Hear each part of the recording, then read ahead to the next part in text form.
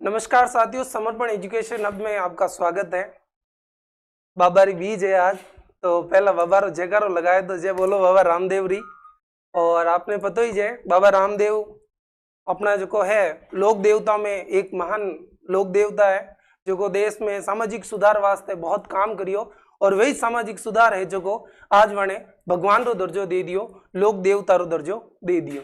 तो आज अपन बाबा रामदेव रो दिन है। बाबा रामदेव रे बारे में जो कोई पूरी जानकारी उन्हें जीवन री वे कई अच्छा काम करिया वाला मंदिर कटे कटे है वाणी जो को पूरी जानकारी इन वीडियो में लेवाना।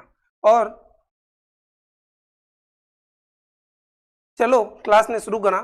पहला बाबा रामदेव री तस्वीर है, हाथ जोड़ लो कि आने वाली चतुर्थ श्रेणी भर्ती जो है उनमें जो कैंडिडेट जो वो पेपर दे रहा है वहाँ सब पेपर क्लियर रहे और जो है सरकारी नौकरी जिको सरकारी नौकरी तैयारी कर रहा है वहाँ सरकारी नौकरी मिले।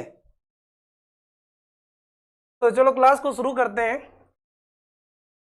बाबा रामदेव का जो जन्म है वो 1352 यानी कि विक्रम संवत 1409 को उड़ू कश्मीर सिव तहसील बाड़मेर में एक जगह पड़ती है, वहां पर बाबा रामदेव का जो है जन्म हुआ था।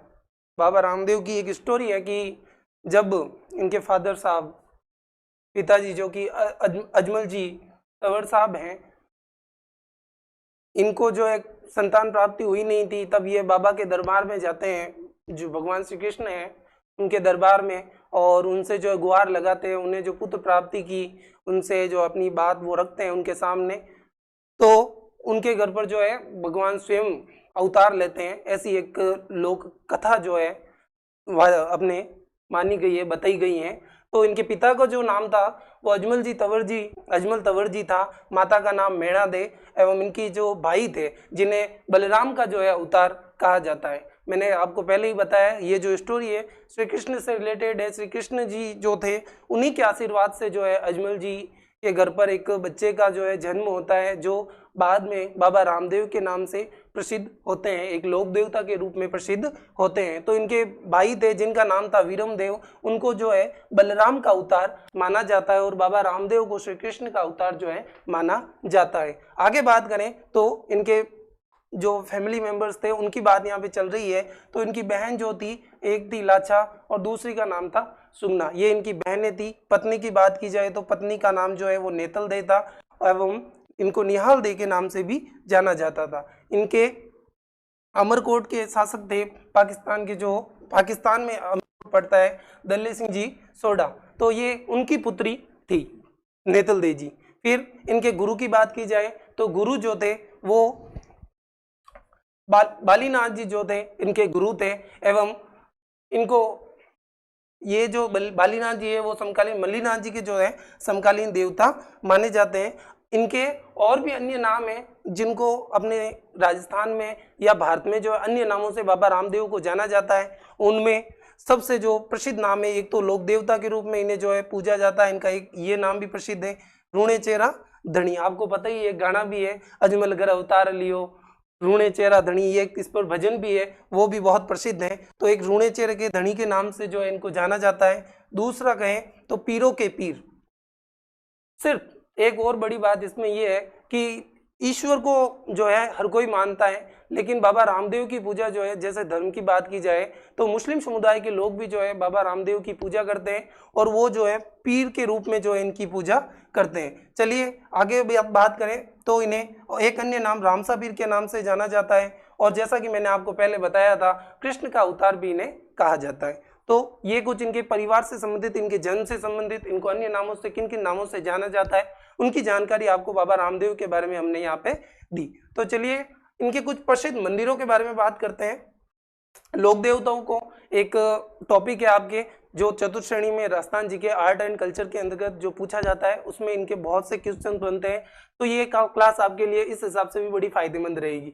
रामदेव जी के मंदिरों की बात की जाए तो रामदेव जी का जो मुख्य मंदिर है वो रूणीचा जैसलमेर में आता है। जैसलमेर में जो है ये मंदिर पड़ता है। यहाँ पर बीज ये जो भादवा महीना होता है, इस पूरे मंथ में लोगों की जो है एक लंबी भीड़ रहती है। लोग जो है पैदल यात्रा के द्वारा जो है उस मंदिर पर पहुंचते हैं, चाहे वो कितने भी दूर हो। यहाँ की मान्यता है कि यहाँ पर जो भी व्यक्ति आता है और अपनी जो पैदल चलकर जाता है और अपनी जो भी इच्छा रखता है वो इच्छा पूर्ण होती है।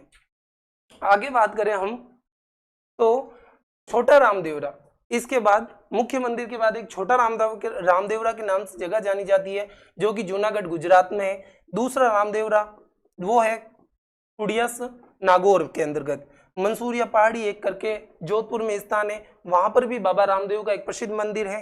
फिर बात करें सूरत खेड़ा चित्तौड़गढ़ में इनका एक प्रसिद्ध मंदिर है। बिराटिया के अंतर्गत जो कि पाली में पड़ता है, वो भी एक इनका प्रसिद्ध मंदिर है।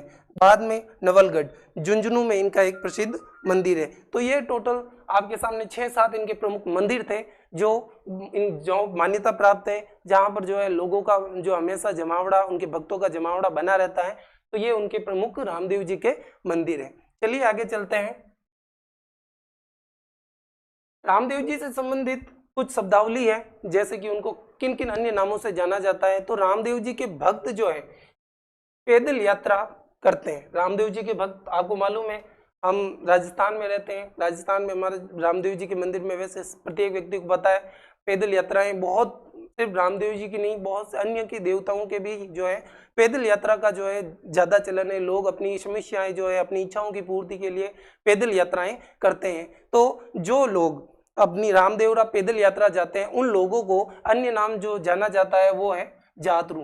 तो इनको जो है पैदल यात्री होते हैं, उनको जातरू के नाम से जाना जाता है। ये भगवान जो है रामसा पीर, उनके वहां पर जाते हैं और अपनी अर्जी जो है वहां पर लगाते हैं। चलिए आगे बात करें। रामदेव जी के भजन जो है ब्यावले कहलाते हैं। रामदेव जी के भजन जो है उन्हें ब्यावले कहा जाता है। एवं रम्मत लोकनाट्य जो है इनके लिए प्रारंभ हुआ था, यहाँ से ये प्रसिद्ध है। और एक और चीज, ये जो ब्यावले हैं, ये भजन जो है ये रम्मत लोकनाट्य में करने से पहले जो है गाए जाते हैं। ये चीज आपको ध्यान में रखनी है। ऐसे आपके राजस्थान जीके से रिलेटेड या आर्ट एंड कल्चर से रिलेटेड जो है बहुत क्वेश्चन इनसे बनते हैं। आगे बात करें, रामदेव जी का जो रात्रि जागरण होता है उसको जुम्मा कहते हैं, जुम्मा कहते हैं। आगे बात करें तो रामदेव जी के चमत्कार पर्चा जो है पर्चा कहलाते हैं। कहता है ना बाबा रो पर्चो भारी है, बाबा रो पर्चो रेवेजन है, काम अपना सही रह जावे। तो यही है कि उनके द्वारा चमत्कार किए जाते हैं, तो उनको क्या पर्चे के नाम से जाना जाता है। बाबा का जो पर्चा है उस नाम से जाने जाते हैं। आगे बात करें रामदेव जी की पताका, जो रामदेव जी की जो पताका होती है, जो ध्वजा होती है, उसको जो है नेजा के नाम से जाना जाता है। और ये जो है पचरंगी 5 रंगों की होती है। अगर आप इधर जाते हैं तो आप रास्तों में देखते होंगे जो बाबा के भक्त हैं वो एक बहुत लंबी सी पताकाएं लेके जाते हैं, जिनमें 5 अलग अलग रंग होते हैं, बाबा की तस्वीर बनी होती है।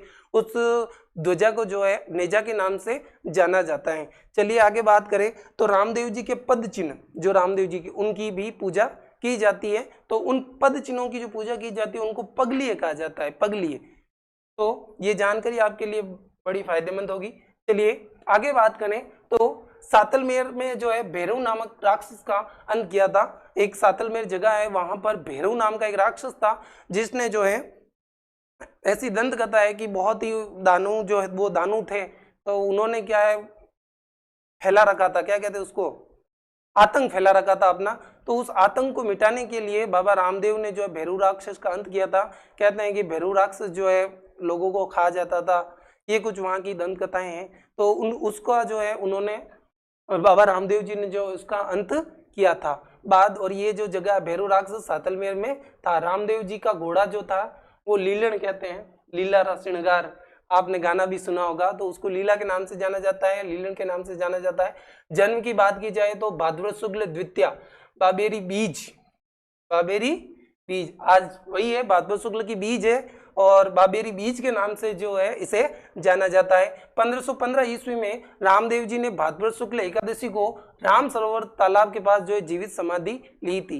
भगवान है, मारना किसी के भी हाथ में नहीं होता है, और उनके जो अच्छे कर्म होते हैं उनकी वजह से, और इन्होंने जो है अपने जीवन का अंत जो है इस प्रकार किया था। अपनी जो लीलाएं हैं उन्होंने समाधि लेकर जो है उनको जो है खत्म किया था। और आज भी जो उनकी लीलाएं हमें देखने को मिलती है, भक्त जो जाते हैं उनकी इच्छाएं पूर्ण होती है, सारी समस्याएं जो है दूर होती हैं। तो ये आपको ध्यान में रखना है कि 1515 ईस्वी में जो है इन्होंने रामदेव जी ने जो है भाद्रपद शुक्ल एकादशी को राम सरोवर एक तरह के एक तालाब है उसमें जो है जीवित समाधि ली थी। और एकमात्र लोक देवता, और ये बात इंपॉर्टेंट है, इसको थोड़ा इंपॉर्टेंट बना के आप लिखें, एकमात्र ऐसे लोक देवता है जिन्होंने जीवित समाधि ली थी। इनके अलावा किसी भी लोक देवता ने जो है जीवित समाधि नहीं ली है। चलिए आगे चलते हैं।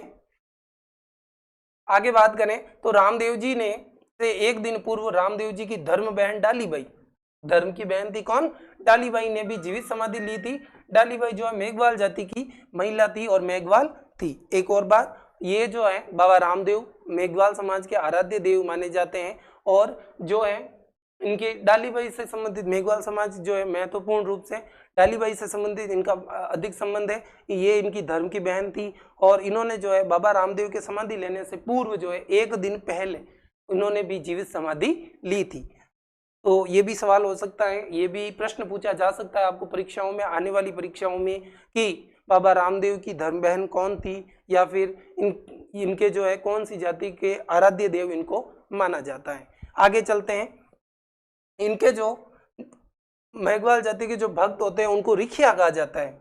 वर्ड्स को आप, इन शब्दों को जरूर, ये एक शब्दावली है, इसको जरूर याद में रखें क्योंकि इनसे संबंधित बहुत से सवाल बनते हैं कि उनके जो पगलिए थे, उनके पर्चों, जो चमत्कार थे, उनको किस नाम से जाना जाता है, उनके मंदिरों को किन नाम से जाना जाता है, उनकी जो ध्वजा होती है वो किस नाम से जानी जाती है, वो कितने रंगों की होती है। जैसे कि मैंने आपको बताया पंच रंग, उसमें 5 रंग होते हैं। बाबा रामदेव की एक तस्वीर भी होती है और नेजा के नाम से जो उस ध्वजा को जानते हैं। तो ये बातें आपको ध्यान रखनी, ये भी ये आपको ध्यान में रखना है कि जो भक्त है उनको किस नाम से जाना जाता है, रिख्या के नाम से जाना जाता है। रामदेव जी का मेला भाद्रपद शुक्ल द्वितीय से एकादशी तक रूणीचा यानी कि रामदेव रजो का है जैसलमेर प्रति वर्ष जो है यहाँ पर मेला बढ़ता है और बहुत से भक्त जो है यहाँ पर करोड़ों की संख्या में, लाखों की संख्या में जो है लोग आते हैं, भक्त आते हैं। आगे बात करें, ये भी चीज याद रखनी है, कब बढ़ता है रामदेव जी का मेला, भाद्रपद शुक्ल द्वितीय यानी कि भाद्रपद शुक्ल बीज को जो है इनका